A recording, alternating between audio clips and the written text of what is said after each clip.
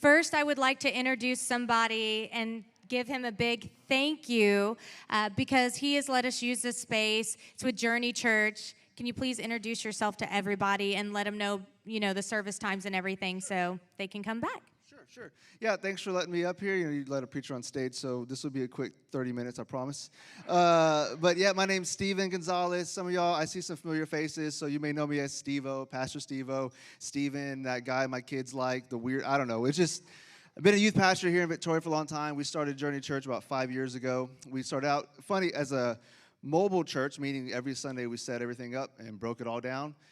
We started downtown, actually, which is kind of funny in what was Rosebud, and just kind of met there, and then had a couple other places. We were back downtown again at Power Avenue for a while, had another building we were in, and now we're back downtown again. So I don't know if it's a sign or if it's just like I'm stubborn and God's trying to tell me something, but we're happy to be here. Thanks to Bill for just working with us and really kind of seeing the vision and what we're trying to do. And so we're excited about being a part of just the community and what's going on around here. And and excited to help. Also, I'm kind of a tech guy, video guy, so I love doing this kind of stuff and making things like this just look good. So if y'all need anything, let me know. If y'all are downtown, you're in the building and you need help with stuff, let me know. I will help if I can. And thanks a lot to Krista, too, for just, it's been very, very a good working experience. Very good. Thank you. Oh, yeah, Sundays at 11 right here. And most Wednesdays at 7, again, right here. So if you're looking for a church, we are here. We'd love to have you. Thank you so much. He's been fantastic. I text him. I'm like, hey, can you do this? Can you help me? And he's to the rescue. So he is such a wonderful guy to have in our community. So now I would like to talk about something. It's a really pressing issue. It's something that came up today, and I feel it really needs to be addressed first and foremost before we carry on in this meeting here. It is someone very special to our community's birthday, Tammy Murphy. Can you please come up here? Come on. She does so much for our community, and she's also a member of our success team. And so in trouble. Sorry, I had to do. You can't tell me it's your birthday. I'm warning you now. So if you guys could all help me sing her happy birthday. You ready? Let's go. Happy birthday to you. Happy birthday.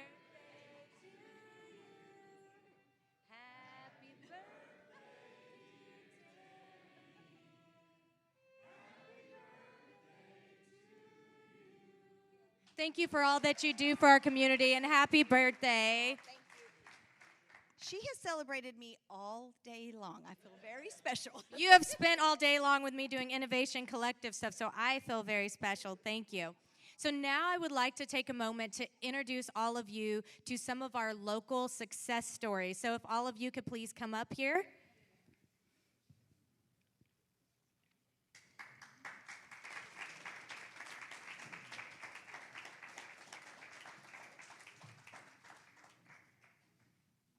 And then Michael Reyes, too.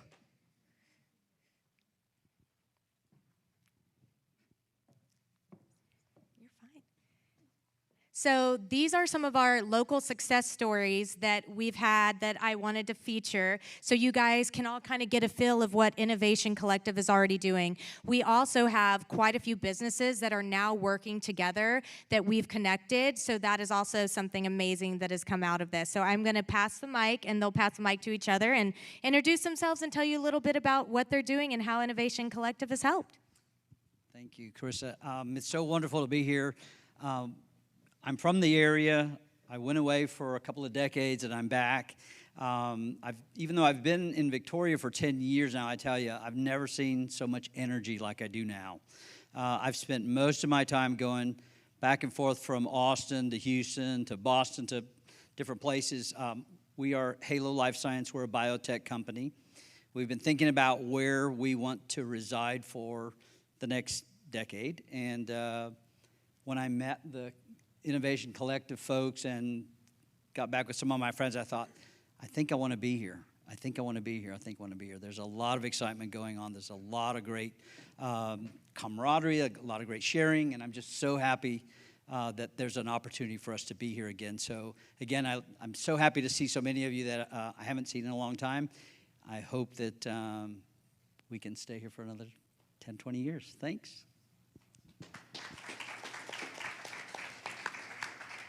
Hi, I'm Claire Santillana, and I'm the owner of Crossroads Art House. And I just want to say how amazing Carissa Winters is. Can we all give her a hand, please? Seriously. IC has already helped so much, so many people in so many ways, but I really appreciate the networking opportunities. I've been able to meet so many cool people because of IC and Carissa's hard work. So Art House will be opening like a hard launch in April. And right now we are booking art parties and team building parties and stuff like that for March. We are gonna be, I say, like a gym membership for artists. So artists can come and work at Art House and use our materials. We're gonna have a pottery studio. So super excited about that.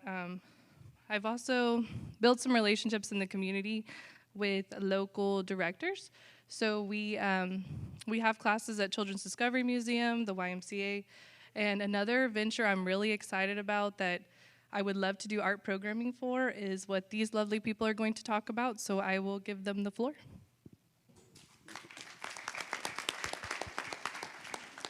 Thank you. Hello, everybody. My name is Juan Flores. I am a local business owner. I am a taxidermist and artist new to the area. We're called Odd and Claw Taxidermy. You can find us on Facebook, Instagram, online, and you can reach out to us through there. So like she was saying, we have this idea. It's called the CYC, the Crossroads Youth Center, and the whole idea is to adhere to junior high and high school kids, give them somewhere to go, give them something to do. Unfortunately, there's not enough here in Victoria for them to do, and it will kind of, keep them on the right track, help build self-esteem through exercises and programs, teaching them basic life skills, even have an arts, a stage for musicians and art shows so they can, perform to their peers. I want to also include a concession stand area so these kids can also start, working and, providing food and refreshments to their peers. Even as far as having like reading nooks so kids can come do their homework and, just gets them out of the house. Of course, it'll be supervised, but, it's not like it's your parents. So, right? I also plan on putting together what me and Claire came up with a 6-week course curriculum for the Art House, where I will be teaching intro classes with, Illustrator, Photoshop, just basic graphic design to kids who are interested, kind of get their foot in, wet, and that way, in case it's something that they want to pursue later on, it can be beneficial to our community as well. So I think I'm going to go ahead now and pass the baton to Ms. Shannon here because she's the real. There you go. Okay. Hi, I'm Shannon Mitchmore. I'm the director at Crossroads Christian School, and I'm also the new owner of the Teacher's Toolbox. So, yes. Glad to be here. And so Crossroads Christian School is going into our 9th year, and my vision and my heart has always been for the youth, the community, reaching the students one-on-one, offering them things from the community, bringing workshops in and things to our campus. So when Claire and I started joining, and she was teaching art classes at the school, and I'm trying to bring home ec back in and things like that, she introduced me to Carissa, who said, 2 hours ago, I was talking to someone who mentioned about a youth center, and I was like, well, I've always wanted to do a youth center. So my vision, writing on his idea with the collective, is I would like to build a youth center where our students, our special needs students, the community, they work there, our students can work there. I'm in talks with Melissa, where are you? Hi, Melissa. I'm in talks with Melissa to maybe open a coffee shop inside the youth center, because I know my students at the school have Starbucks delivered every day. I don't, but they do. And so if we had a coffee shop in there, and I would like people from the community to join in. I'm in talks with people to offer STEM classes from the Children's Discovery Museum.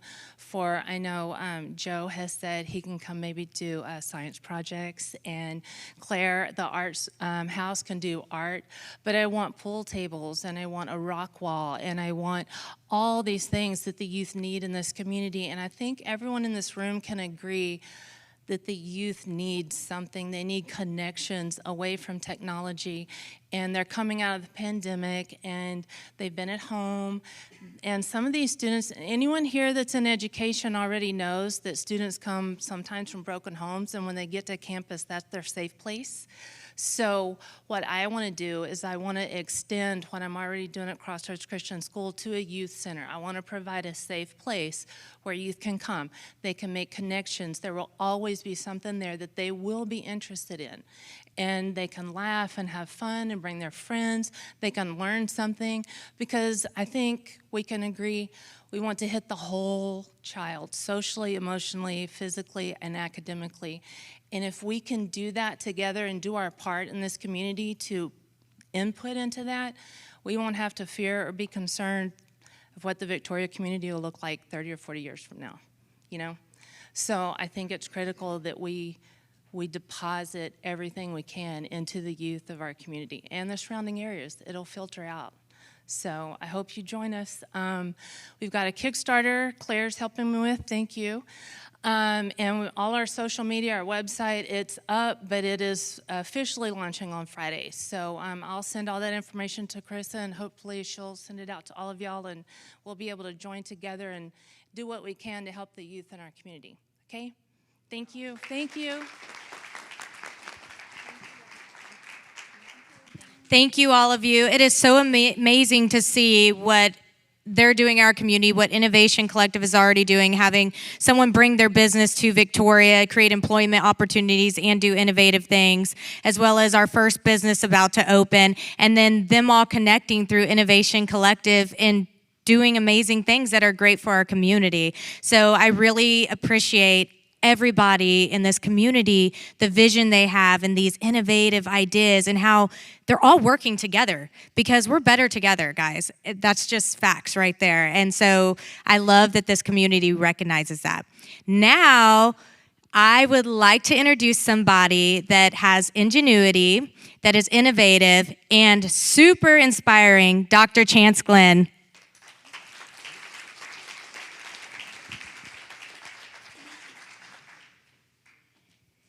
Welcome. Thank you so much for being here. Thank you. Thank you. I'll sit over here. All right. Wow. Wow. This is amazing. I think what I want to do, you know, we all take pictures and selfies. I want to do one like this. Come on in. I'll get in there. We're going to do a selfie, but we're going to do it this way. With the crowd. So okay, see everyone everybody. pose in here. Yeah, give us a... There we go. All right. I love that. That's a keeper. This should show you he has an amazing personality right here. It's awesome. But thank you for having me. So if you could just tell me a little bit about yourself, starting with, Oh. don't worry, I'll Where do you lead want me to you. start? Where did you grow up, and what kind of family did you have? Okay, well, even when I start talking about growing up, it gets, I guess, a little complicated. I was born in New Jersey, Newark, New Jersey, but when I was very young, probably 3 years old or so, moved down to South Alabama. Now, you know, if you can imagine, this was in the mid to latter part of the 60s, and I know I don't look like it, right? Yeah. But, and you know, so you can imagine during that time, probably, you know, time of intense civil rights movements, all kind of things going on socially, and, you know, tumultuous things in the country. We moved down there. Now, this was a family of 8 kids who moved to a house that was not much bigger than this stage, the way it feels now, raised by my grandmother, who was also taking care of her elderly, well, very elderly father. and essentially lived off of her Social Security check until we began to work and everything. So that was the beginning, and education was very important, and so she made sure that we learned, and every one of us, and I was the youngest of that group, and every one of us went to college. Now, That's I can't say amazing. everybody finished, but we all went, yeah. So where did you go to college? I started off at Alabama A&M University in Huntsville, Alabama, mainly to play basketball, as you could probably tell. But what I really wanted to do was engineering. I got interested in that, and I got, I go about 6'4". At the time, when you're 6'4", in the NBA, you had to be a guard, and I wasn't a guard. I was a high flyer type of guy, but I wasn't a guard handling the ball, shooting. So I knew I wasn't going to play in the NBA. So I started to look at my career, got a co-op in Maryland with the Army Research Lab, and therefore transferred to the University of Maryland, and that's where I did my undergraduate degree in electrical engineering. And then continued on at Johns Hopkins and did my master's and PhD, all electrical engineering there at Johns Hopkins. That's really amazing. And so what was your first job? Well, I think that co-op job would really count. Now, my first job was probably a refreshment stand in front of our house, right? I mean, as kids, we got a little Young box. entrepreneur. Yeah, and got a little box, and, we would, and it was really neat because, we'd obviously, lemonade, but also we made popcorn and hand-churned ice cream, and that's what we would sell there. And that was money besides that, and picking up pecans and selling pecans to the mill was our money for the fair that would come later in the fall. So that's how we did things. I love that young entrepreneurship. My son did that the other day, the whole lemonade stand thing, and he was making pretty good money with the neighbors. And I see him coming in and out of the house getting stuff out of my pantry, and I'm like, what are you doing? Hey, but he's being an entrepreneur, like you said. You got to right? sell The what you can. supply Yeah, I chain. was a supply chain. That's Yep. right. Hey. And it shows it doesn't matter. Like a lot of kids throughout time, that's a thing in a place where they start really learning about entrepreneurship, if you really think about it. Yeah, it is something that's in you. I think a lot of entrepreneurs are driven by, you see something that you just know it has to be, right? Somebody has to be doing this, and you look around, maybe they're not. Or you see a way to do something better. You see a way to help people. You see a way to make money. You see, there's a lot of different motivations, but it's always this thing about, can I do something a little better, a little different, or come at it from a whole new door? And I think that's something that it can be in you, but it also can be learned and acquired and all that also. Very true, and I think it's also important people like you inspire, and you can bring that out of people and show them that they do have that inside of them. I see you do that all the time, so that's really amazing that you're able to do that and bring out that part of people. Well, that's one of the opportunities and benefits of being in higher education. And I've been a professor and kind of made my way up through from 2003. And from that start, just really, I think the best time I've had in academia was a time that I could really interact with students, whether they're working on research projects or in the classroom and coming up with different ways to help people understand things. But then the other thing is, and the university that I've worked with I've been blessed to be able to connect with students who were going from one place and trying to get somewhere. And our president, Bob Glenn, always talks about our mission is to get students from where they are to where they want to go. But in order to do that, you got to know what they want and where they go. And a lot of times we don't ask that. We just say, come to this class, learn this subject, do this, get your degree, and go on. but where are they actually trying to go? What are they trying to do?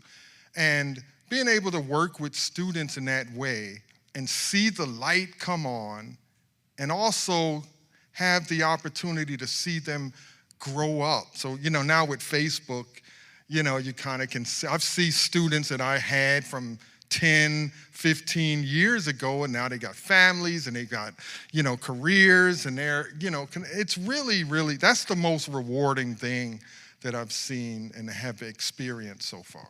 But I would like to take a moment to recognize your compassion and your passion for what you do in the students, and how much you really care about them beyond just, graduating or going off. It's more than that for you. And that's really something special. And I've noticed that with you and the staff there, that they care and they want the best, and they do ask those questions. And so that's really, really something amazing. Well, not only the rewarding part of being whether it's a faculty member, staff member, in a university. And I think sometimes we discount what the impact staff members have, but those are the people that students often see first.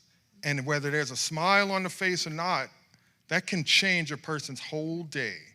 And so there's a responsibility, I think, that we all have to create a welcoming environment, and then give them an entree to, their professional life, because that's what we're actually doing, creating a pathway for their professional life. And so that is a responsibility we all have, and that's why, that's what we try to do across the board, and, have some success sometimes. Well, you do a fabulous job at it. And so what would you consider your greatest accomplishment in your own professional life? You have lots of them. You said professional life. I was going to go to wife and family. Well, that's a given. You talk about them all the time, which is amazing because they're awesome. Yeah, yes. Professionally, wow. I think that, one, having the opportunity to create and innovate has been a continuous theme that has run through the different things I've done. So I've worked with the government. I've, founded companies, sold off technologies. I've, worked in higher education. I'm doing nonprofit type stuff. But all of it is about creating something and innovating something, and having something that helps people do something different or better or what have you. So I've had different types of quote unquote successes, had failures, and been able to learn from that as well. But I just think the theme about innovating and creating is probably where I would land. I can't think of any one. I like how he leaves out he was nominated for a Grammy. Humble. He's an amazing singer, in case you guys didn't know that. But I love how you said your failures and successes, because tell me about your failures and how you feel that helped lead you on the path to the success you have had. Well, okay, let me go to the singing, since you talked about let's do it. A success in that. I'll talk about a failure. And one of the things, so started a record label and brought a bunch of artists together, and we decided we're going to do a big concert in the DC area. And we got this venue, paid for it, all that stuff, and it could seat 5,000 people. And we were going to do a live recording and even video and all that stuff. And when the time came, this is a DC area, so you have to appreciate this, because traffic is already a big mess in DC. But this was around Christmas, and snow and wet snow came in. So if you can imagine, we've got an arena that can sit 5,000 people with about 500 in there. Oh, wow. And we had a couple of national level artists who were going to open for our artists, which was pretty cool, neat. We flipped the script a little bit. We did the concert, we did everything, but it just wasn't what we envisioned. And that was going to launch and it ends up turning out how we end up getting a Grammy nomination because of the connections we made. But that was a failure that hurt. And but what came after that, we turned lemons into lemonade, and that's what ended up allowing us to, acquire that Grammy nomination because of the connection we had made by doing that.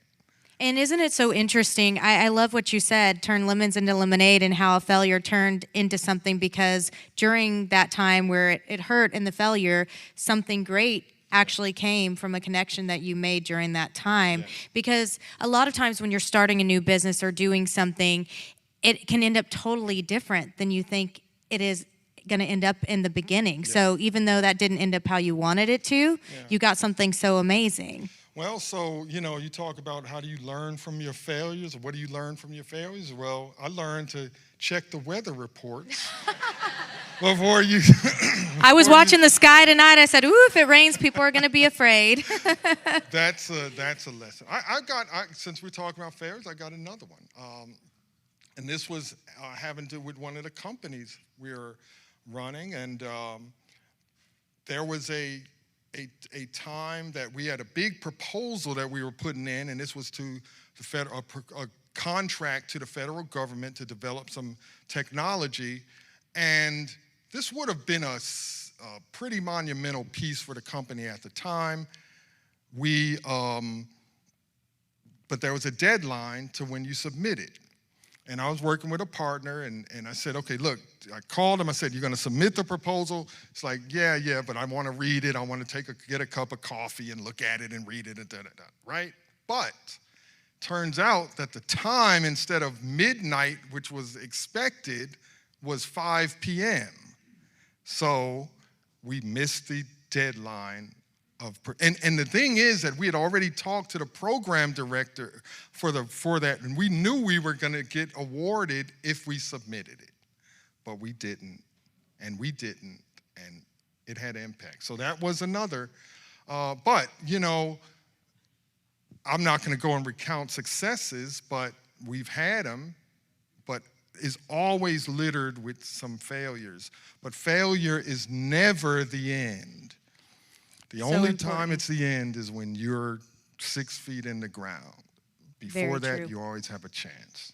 So with all the failures, I'm curious, how do you define success? Oh, wow, that's a good question. Well, let me put it like this, because I'm thinking about things like sometimes I talk to students about. And one of the things I really try to stress is setting a destination. When you say these are things you want to do, these are things you want to accomplish, have a destination in mind. And then once you have a destination, then you can begin to plot a path to get there. But if you're just saying, well, I want to do this, or I'm just trying something, and you don't really know where you're going, then you may end up somewhere else that you never even planned. So I think that success is about reaching the destination and the goal that you have set for yourself, whether it's a long-term huge goal or if it's a small one.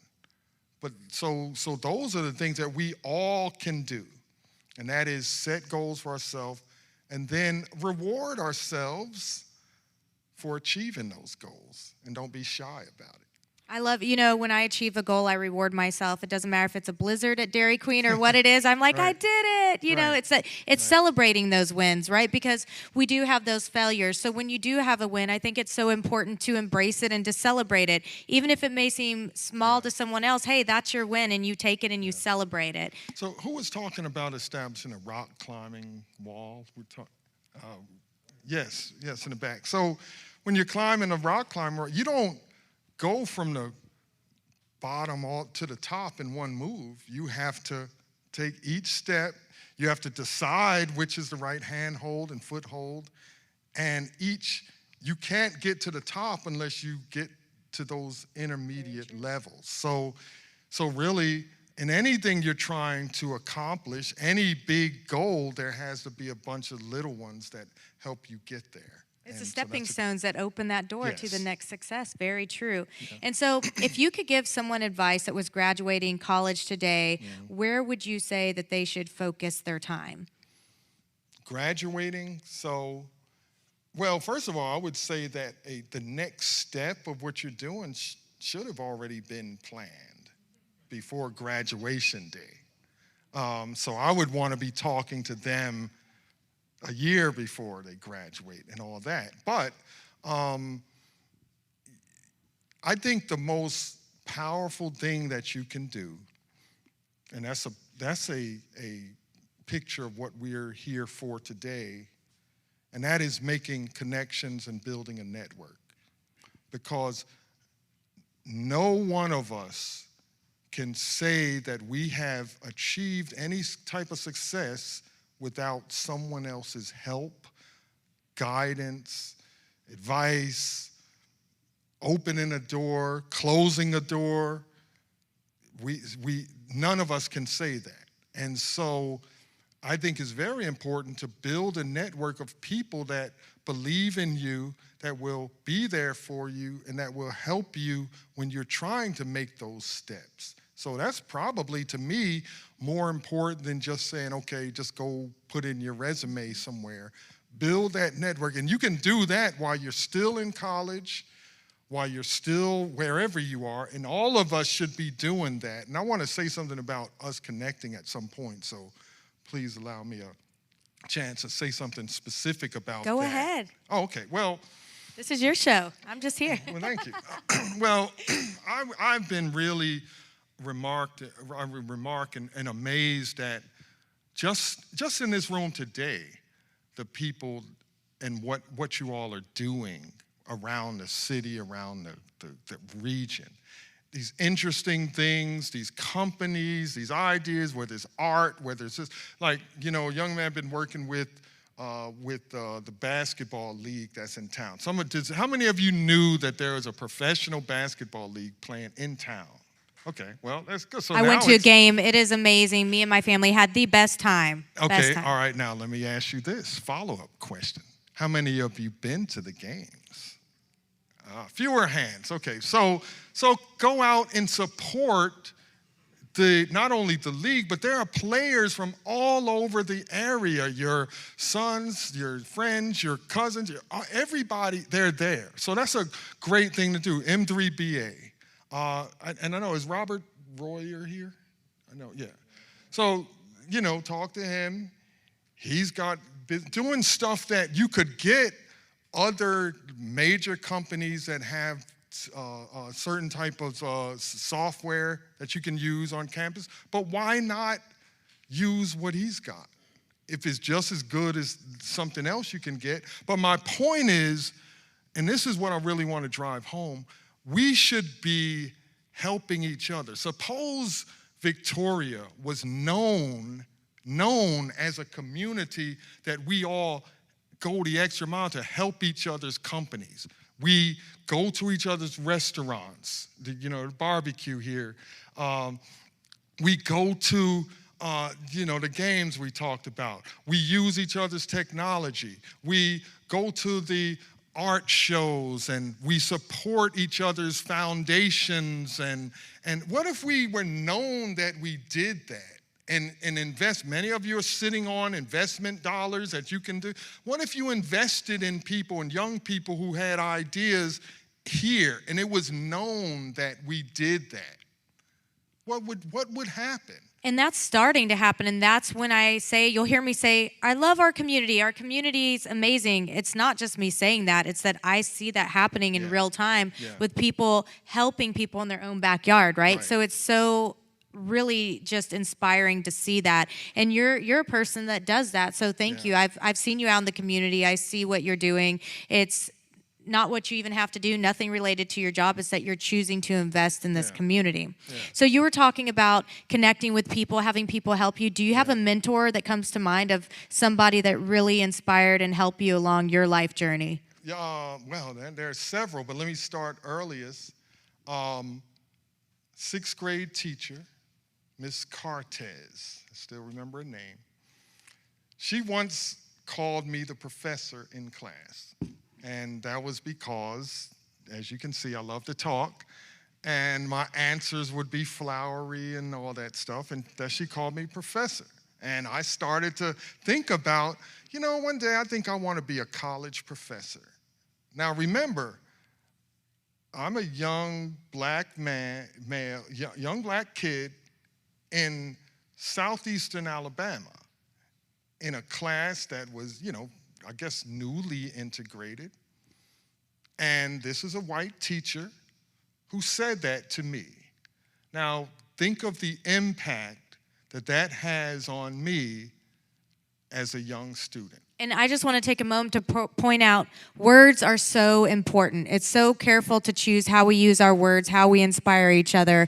And I know she was just talking about teachers in the school in our community. This is proof right here. One word inspired him his entire life, that he is sitting on this stage right now. It was powerful enough to point this out. So you guys, when you say something nice to somebody, know it matters. Yes, it matters. And it's not just to young people, it's to each other.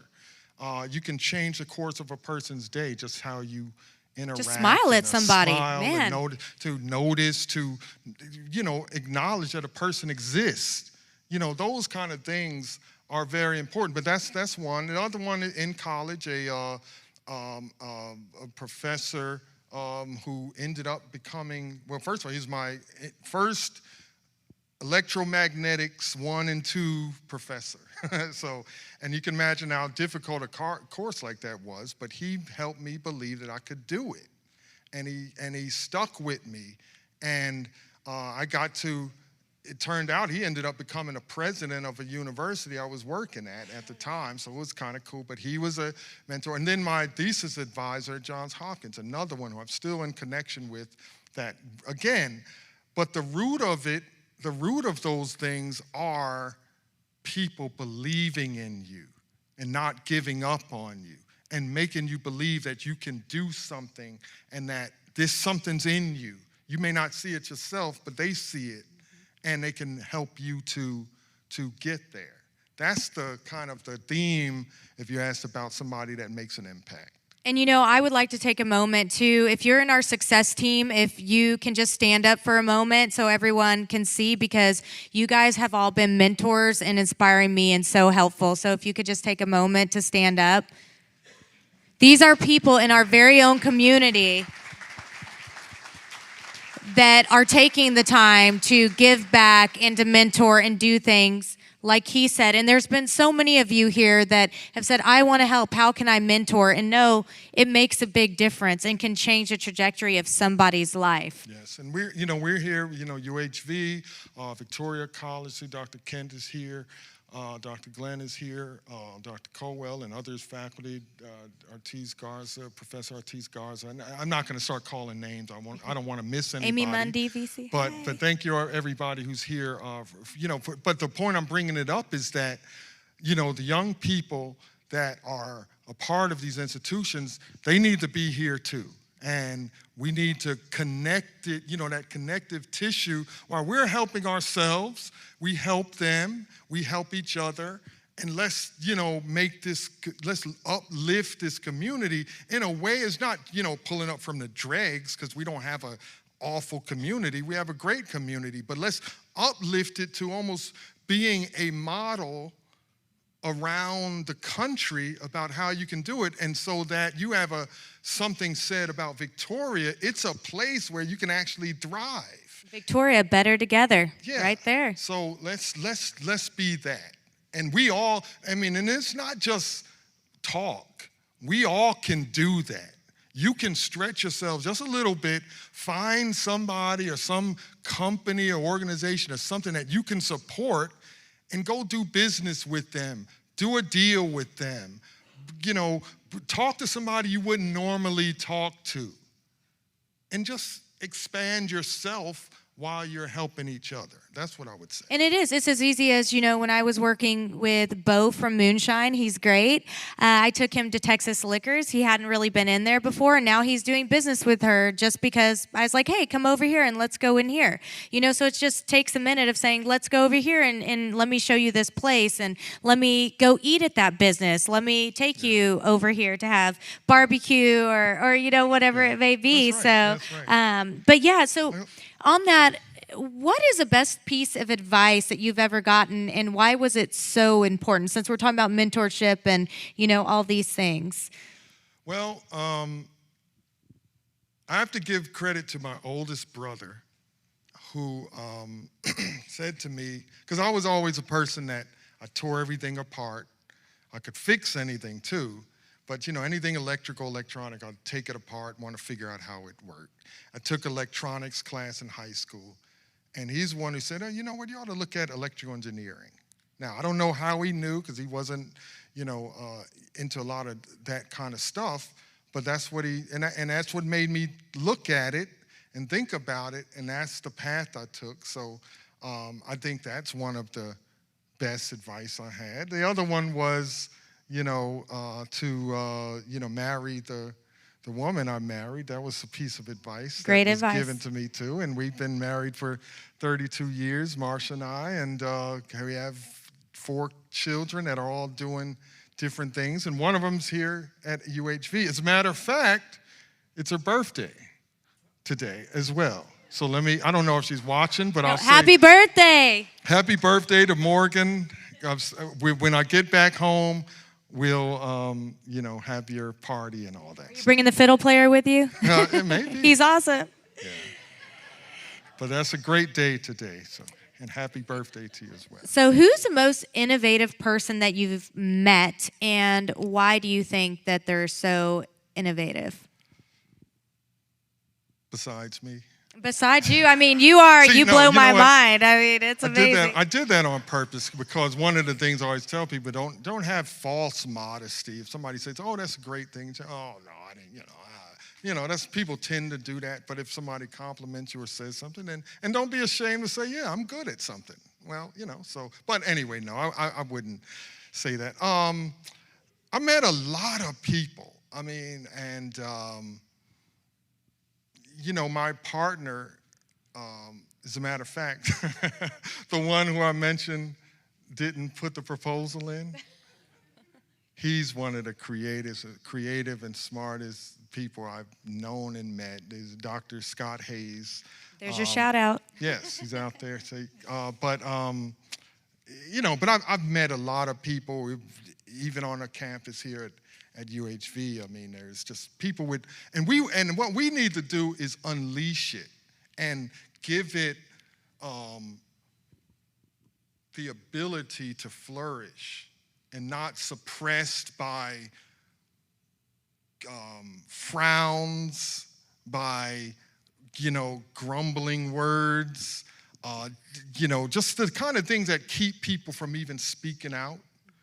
We can do that, and especially those in any position of authority. We have that power, for good or for bad, that we can encourage, like we've been talking about, or we can discourage. So we want that innovative ability to flourish. And a lot of times people who are innovative are also a bit introverted. Now, you may not believe this, but I'm actually an INTJ.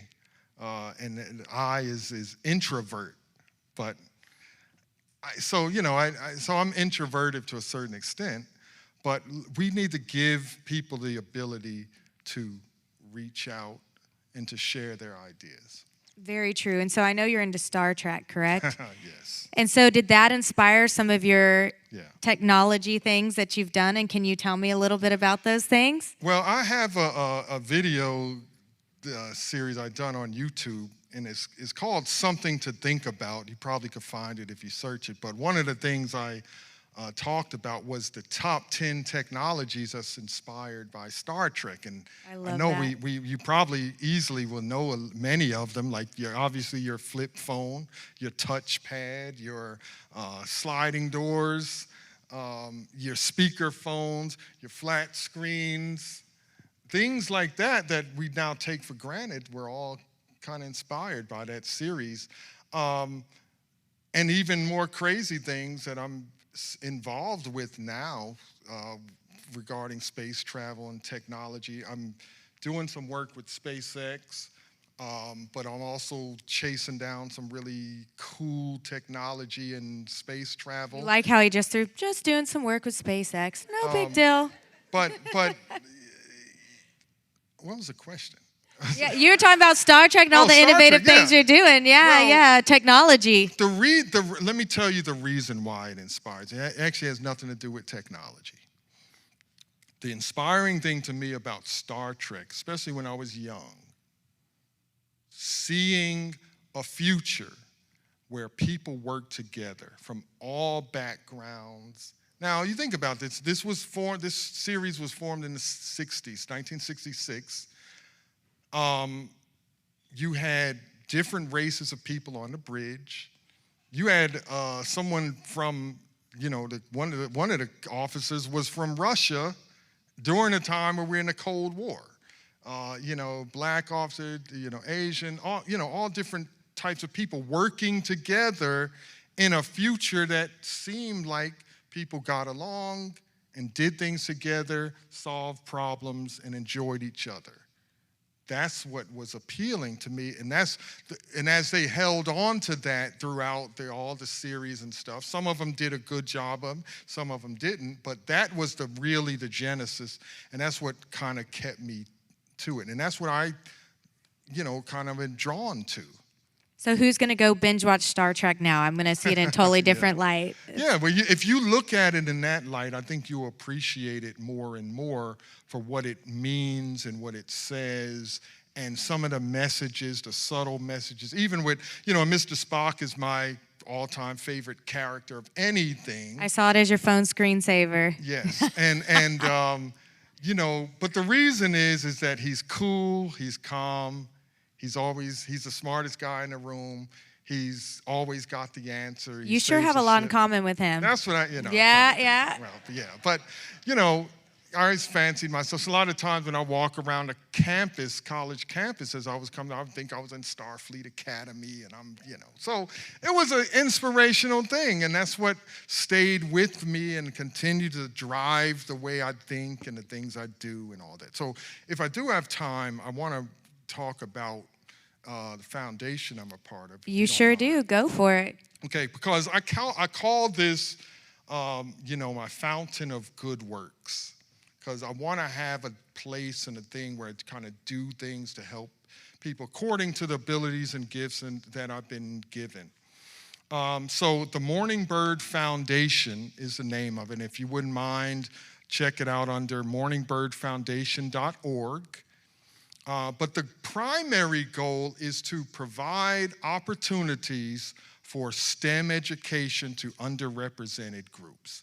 And whoever is not fully represented in STEM, we want to help through scholarships, through STEM education, through inspirational opportunities, internships. We work with companies, with universities to help shepherd those opportunities, and that's what we're doing through that foundation. You'll see all the things that are there, and one of the things that's a part of it, the Morning Bird Academy, that's a training, and there's a innovation community that we're building where people can share ideas. And you could go on there now, you could join up, and if you have ideas, you can share them with each other, and whether it's actual drawings and music and all this kind of stuff, you can do that. And so That's I fantastic. invite you to go, please check it out. Drop a message in a contact box and just say you said hello. But also use that as a way, let's use that to communicate with each other and help each other, again, do good things with and for each other.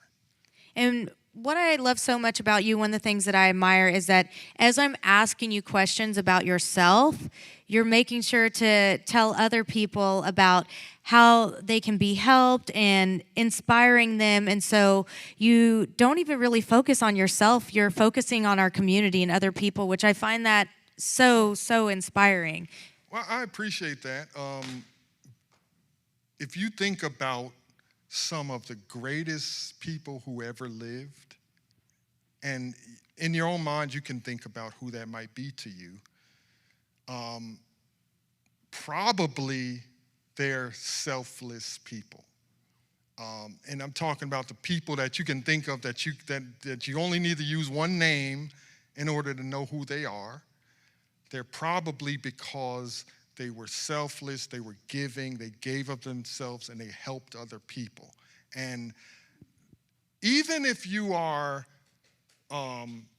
selfish and want to benefit, a good strategy is to help other people, because you build a network of people who are good to you, who owe you maybe, right? But that's still a good strategy. But even if you're not and you want to help other people, you're gonna do good, and that's gonna not only percolate through, but if you inspire other people to do the same thing, think about the network you then create. So, I think that's what we can do to, and that's the thing, if we watch the news, because the news is invested in selling bad news, because that's what people watch. So they keep the bad news coming, but there's so much good that's going on, and there's so much positive messages that are out there amongst all of us. We just need to share it more and talk about it more and empower goodness. We need to empower goodness amongst each other. That's So true, so true. Great point. And so some people might know that you're an artist. Yeah, I mean, I did that. He's done everything. I'm I telling went you. to one of those schools, it was in Alabama. It's called Alabama School of Fine Arts. It was a institution that, it still is. How many of you remember a TV show called Fame? Anybody remember that? Well, they have all the dance, theater, visual arts, all that stuff. So I went to one of those schools when I was in the 9th grade. I ended up being able to have a show in a museum that was there. But one of the things, there was 2 things that I did. One was that I wanted to play basketball, and they didn't have a basketball team. And number 2, while I had artistic ability, I didn't have an artistic person's mindset. And I felt like everybody there was crazy. So I went back home to the high school. Dothan, Alabama was where I lived. Dothan High School, and that's where I finished up and played basketball and did all that. So do you still draw, do any kinds of art? A little bit. It's more kind of helps me design things and think creatively about stuff. Because in order to draw and paint, you have to first visualize. It has to be here. I used to always wonder why can't everybody draw and paint? But I think sometimes it's just how you see. And if you see things a certain way, you have to visualize it. Then you can use whatever medium there is to. So the running theme and with everything I do is just like creativity and innovation. How do you create something new or interesting and all that? At that time, it was art, paint, drawing. Later it became music. Later it became, artistic, electronics and engineering and all this. So it's just creativity. And it seems they've all somehow worked together or tied together in some kind of way. Like when you're designing your things, that's the art ability. So it's really cool to see your different creative avenues that you've taken and how they connect. Yeah, and that's what I, like. That's what I want to try to inspire in other people. But we all want to be appreciated for either what we do, what we say, all that. And so, we put ourselves out there and we decide to take a risk, get onto the stage, and actually put ourselves out there. And you take the risk of being rejected, or that it's not good enough, or you're not good enough. That's the risk that we take. And, whether it's entrepreneurship or anything else you're trying to accomplish, you take that risk. And if we can create an environment that allows people to take those risks without being destroyed, think of the beautiful things that will begin to unfold. And I keep going back to this, but I keep saying that Victoria could be that place. And if we are doing it, we continue to promote it, let people around the state, country, whatever, know that that's what we're known for.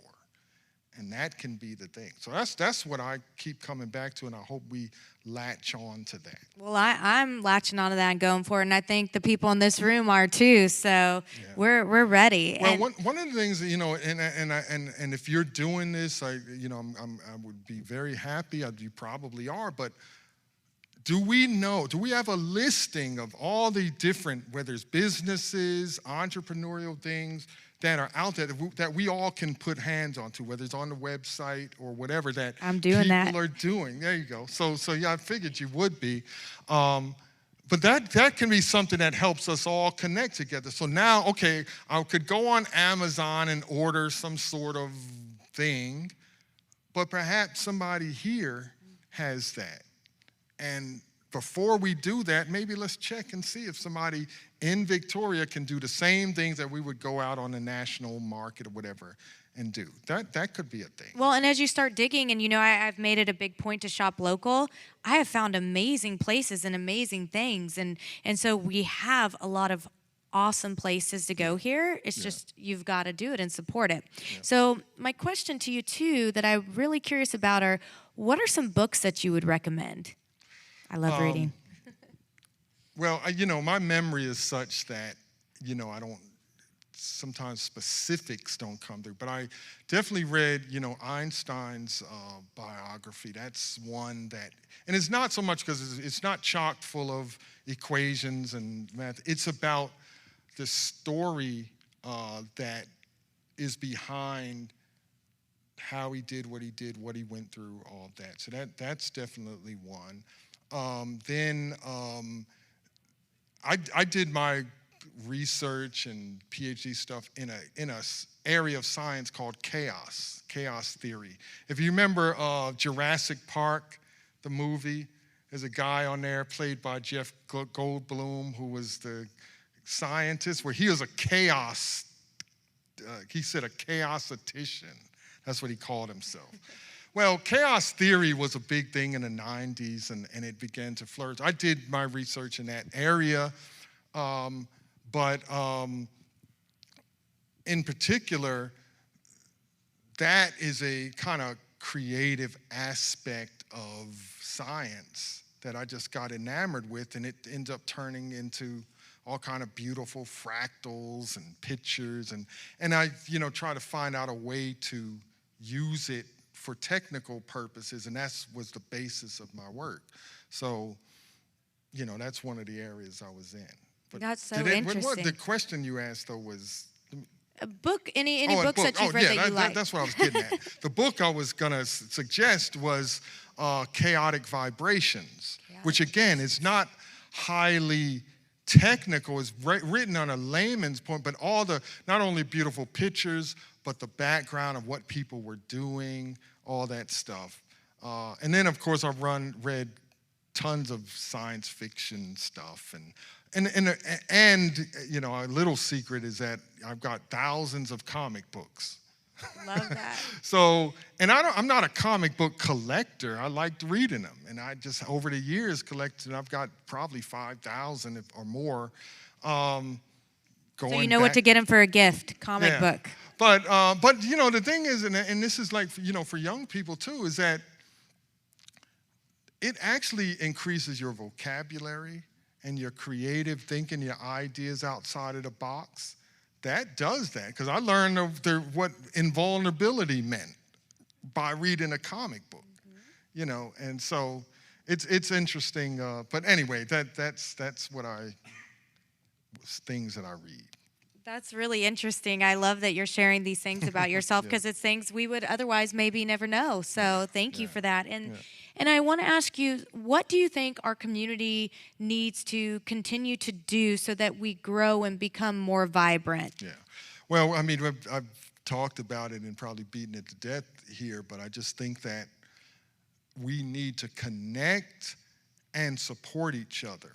And those of you that have resources, you have knowledge, you have connections, take the extra effort to help other people get there too, and use that to help the people in this community.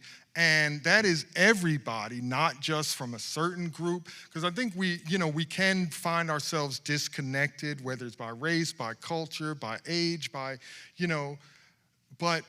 the only way to break that down is deliberately. And we've talked about this, about getting people into the tent, and you have to actually deliberately go out and get people sometimes. So are we challenging everyone in this room to go out and meet someone new that they normally wouldn't talk to and connect with them? Okay, challenge, guys.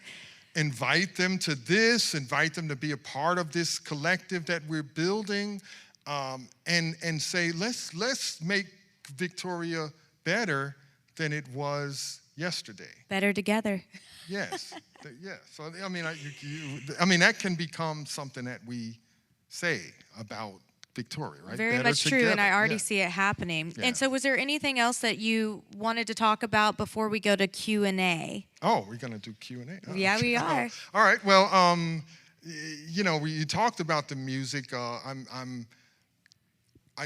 got kind of inspired to do something for Christmas, so I put a song together and put it out on YouTube. So it's please so go good. And check it. It's a Christmas song, so it might be a little too late. So what do they look under YouTube? Where can they find this? It's a full-blown music video. It's amazing. Actually, just search on the Morning Bird Foundation on YouTube, and the music will be there. You'll see a bunch of music I've done over the years, but that song will be there. I actually did a video with the music. I just was playing around, and before you know it, it was done. So let me know what you think. But I'm also inspired me to say, so I'm planning to record something for Christmas to have maybe a mini album of some sort ready for this coming Christmas. I'm ready for your Christmas concert in Victoria. I mean, that's what I'm hoping for. So. It'll be nice. It'll be nice. I mean, I miss singing. I used to sing a lot, or a whole lot. I just, but I haven't had the opportunity other than the national anthem I get to sing at our commencement. But I haven't had a chance. So anyway, I think that's one of the things to be nice. Well, before we wrap up, just question, what inspired you to start singing? When did you start singing? Oh, that was, growing up, being a part of a church. And the interesting thing about our church was that we didn't sing with music growing up. So it was all a cappella. So you had to know how to hit a note. You had to know how to harmonize. You had to know how to keep it in tune throughout the whole song. And you kind of learned it in your head because there wasn't a piano or anything in the church. So that's kind of how it started. Then as I've done other things, I was part of a church in Maryland that we started, and that was what got me to write music. And you asked about one of the things I'm most proud of. I think that might be, because I've written probably about 50 songs or so, some of them on albums we talked about. I'm proud of that writing ability and having been able to do that. So yeah, I mean, that's one of the things that's out there. So, check it out. Let me know what you think. I'll be happy to hear it, good or bad. He's amazing. So I would like to start the Q&A part of this. Who has a question that they would like to ask Dr. Glenn? Ask Dr. Glenn. Oh, that sounds like a good talk show. I like that, where we're going with this. Uh-huh. Here, he's bringing a mic over to you. If you'll please introduce yourself and then go with your question. Hello, my name is Christopher McDonald, and my question for you is, how much did having a vision have to do with you and going in your career path and going into your life decisions? Like, how much was, you seeing, a part of, or seeing where you wanted to be a part of your success? I think that was, for me, was very important because, like you said, it sets a destination. And as we all know through life, there's all kinds of obstacles and hurdles and walls that you encounter, and you have to figure out how to go over, under, around, divert. But you want to make sure that in the diversion, you don't completely go off to somewhere else if that's not your true goal. So having a destination, that's what the vision is all about. In order to have it, you got to see it. And so I really say, see where it is, what you want to be. I ask students about where they want to be in 10 years and 20 years. What kind of life do you want? And I don't say career. I say, what kind of life do you want to have? And then start making the decisions that will get you there. And also say no to the things that won't get you there. And that's a hard thing too. That's so important. Because you could say, yeah, I want to do this, and all of a sudden you're off and over here, and this is what you're doing when you really wanted to be there. So that's why it's important to have a vision in place. And again, if somebody inspires it in you, that's great.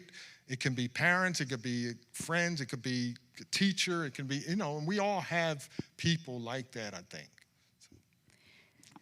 Does anyone else have a question? If you'll please introduce yourself. Hello, I'm Luis Jimenez with the Movement Lab. Compelling vision, right? That's wonderful. But I would like to ask you, what was your lowest point, without getting too personal, right? Mm-hmm. What was the lowest point, and how do you bounce off and you went back on track? Low points, lowest points. I remember at one point, in order to make ends meet, I was on top of a Blockbuster video store shoveling snow in order to make ends meet for a family, not just myself, and I can remember some of that. I never got to the point to say, oh, what am I doing up here? Because I knew what I was doing. I was trying to, whatever it took to get some reasons so I can take care of my family. But I knew that there was more. And again, I never lost sight of that. And this was before going into ultimately becoming a professor and all that other stuff. This was before all of that. But I never lost sight of it. And so, that was a low point. But also the thing that was really good about it was the support and the confidence that my wife had in me at the time to say, we know this is not your story. This is a chapter in your story. And I think that would be how I answer that question. Thank you. Does anyone else have a question?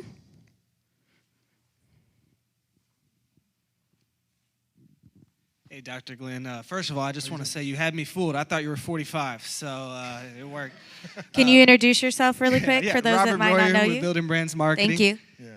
Thank you. And you made a comment earlier about the UHV students should be the people in these seats as well, right? Yeah, and that's right. I definitely agree with that. And I could tell you, as Building Brands being a job provider in the community, we've struggled. We're regularly hiring for 2 or 3 positions, and we don't get a lot of applications coming from UHV. We have interns, everything, on a regular basis, and I'm a relatively young alumni from UHV, and I have difficulty connecting with some of the students from UHV when I'm trying to seek them out.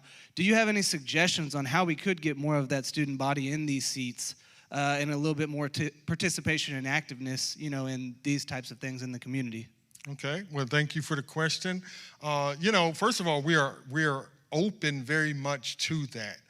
But like any large entity, it's hard to get to the right door. But once you get to the door, then it's about what we do. But in this room, you've got the president of the university sitting right there to your left. You've got the dean of the business college sitting over here, dean of the College of Liberal Arts and Social Sciences sitting over to your left, and myself.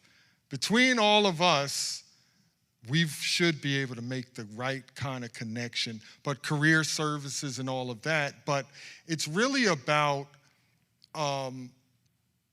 we can set the table, we can put food on the table, but we've got to get the students to come and eat. And that's part of the challenge that we have as an institution is here are the opportunities, but can we get them to get to the table? And that's about inspiring to say, look, here's all these great things, and you can be a part of not only the campus, but the Victoria community. So as a community, we have a responsibility to make Victoria an open and welcoming place for those students to say, not only do I want to study here and get my degree here, but guess what? I want to stay here and work with companies and things like that are here. So we have work to do that, so they will come and see and be connected to those opportunities that we have. And we've already been working on that. We're talking about using the buses to bring them to events and doing other things that we're brainstorming about. So we've got some pretty good things in the works for that. And they're the people we have the people in this room who can make those decisions about that. So that to me is a no-brainer. So let's figure that out and let's get students from UHV, Victoria College, let's get them here so that they can take part into this thing. And does anyone else have a question back there? Thank you. Hi, my name is Keisha Smith. I'm a grant specialist for the City of Victoria, and I also am the founder of Pampering People, a project to bring overlooked basic needs to people in the community. Mm-hmm. But my question is, in your work with students and a lot of what you do, what gaps are students teaching you about that you have not seen or hadn't picked up on until they mentioned it, brought it forward, talked about what they were doing in their lives? I think one of the things I just alluded to is feeling a connection to the community. Many students say that they don't feel that. Some even say that they feel unwelcome in the community.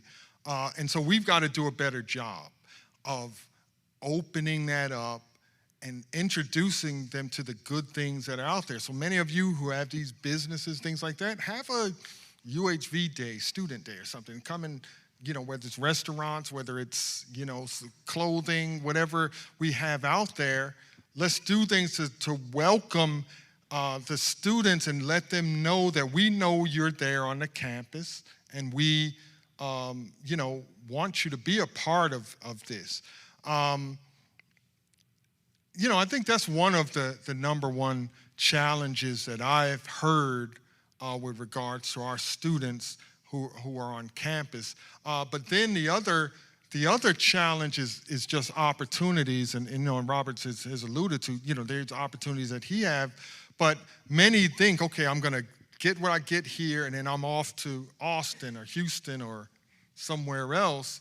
But what do we have here so that students will want to stay here and help us build the kind of community that we're talking about? So I think those two challenges, probably more than anything else, are a thing. We've all have, well, I have to tell you, and Dr. Glenn, cover your ears here, but I feel like I've been here, I've gotten 10 years of experience in the two that I've been here. Just what we have had to work with and deal with regard to COVID, the weather issues, and all the other things, the challenges that we've had to have. on the campus and providing something that really students can thrive in. We've all been, burning the midnight oil and gray hairs. I mean, I do have them. I just keep it cut so you don't see them. But we've all been doing that, and so that's been a challenge in itself, creating a safe environment, but an environment that helps people still feel connected. I mean, I know all of you have been happy just to be back amongst each other. Think how disconnected we felt over the past several years. And imagine a student who comes to a campus, lives in a dorm, but then they have to take classes online because of the situation and now disconnected you are. Things like this are challenges that we try to help students get through, even while we're trying to get through them ourselves. And Innovation Collective, I know that we work on a large scale for this, but for me personally in this community, that is a big mission to make sure that people want to stay here and that they feel our community is great and that we support each other. And I love your idea of having, a day for people that are going to VC or UHV or whatever. And two, it's making them feel welcome. Like you said, the challenge of meet someone new. Let's go on the campus and let's all befriend college students at VC and UHV. Let's make those our friends too. I think it's when you're here feeling welcome in the community and valued, we all want to be seen, heard, and valued at the end of the day. So I think if we give that to the students, it will make all the difference. Yeah, and in those things, give them a discount, so. Free. I'm gonna do free T-shirts and pizza. That'll go a long way, right? That's how you get people there and connected. And some of you just we all like discounts. Yeah, that's right. But some of you just trade on connection and networking and all that. That's how you get people to participate, especially students. Give them some free food. Yeah, right. Good point. And then we have time for one more question. Yes, Mark Hinojosa. Really, all of your questions are they were all a culmination of the questions that I wanted to ask, and they've been very good questions. Mine, being born and raised here in the community, spending most of my life here, the majority of my life, raising my family here, and I see all the different sectors of the entrepreneurs, the business owners, the workforce, the members of the city government, things of that nature. We've had these same discussions for 20, 30, 40 years. How do you keep them here? Yeah. I think UHV plays a big part in that. Yeah. And I think a lot of us need to educate, other than the teachers and the educators that are there on campus, of how diverse our university is. Yeah. Being in the nonprofit sector, that was my supply chain for workforce when I was with the Boys and Girls Club, with the VCAM, who I'm at now. Yeah. And I counseled a lot of those students because they were first generation college students. The majority of them were minorities. They were away from home for the first time. So that's intimidating in itself right there. So if you think about that, I think it's our obligation as longtime community members, as workforce, as government, to go to the campus there, show your face and be there, and make them feel more welcome and make them feel more comfortable, because the diversity on that campus, it's amazing. I'm amazed at that.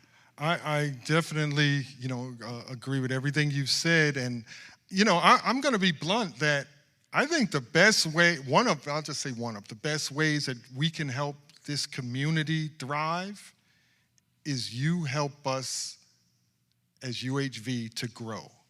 Because if we start to have thresholds of 4,000, 5,000, 6,000 students on that campus, then businesses will thrive because those students are going to be doing things, and they want more restaurants. Your Chick-fil-A will not be able to, you wouldn't be able to walk in there because of the people. And the other things that will grow, because if we draw more and more students here, now we have work to do on our campus to make it an appealing place that students want to come here, stay here, graduate here, work here. We have work to do as a campus, but if we can help each other do that, that's going to help create a thriving community of young people that are also driving business.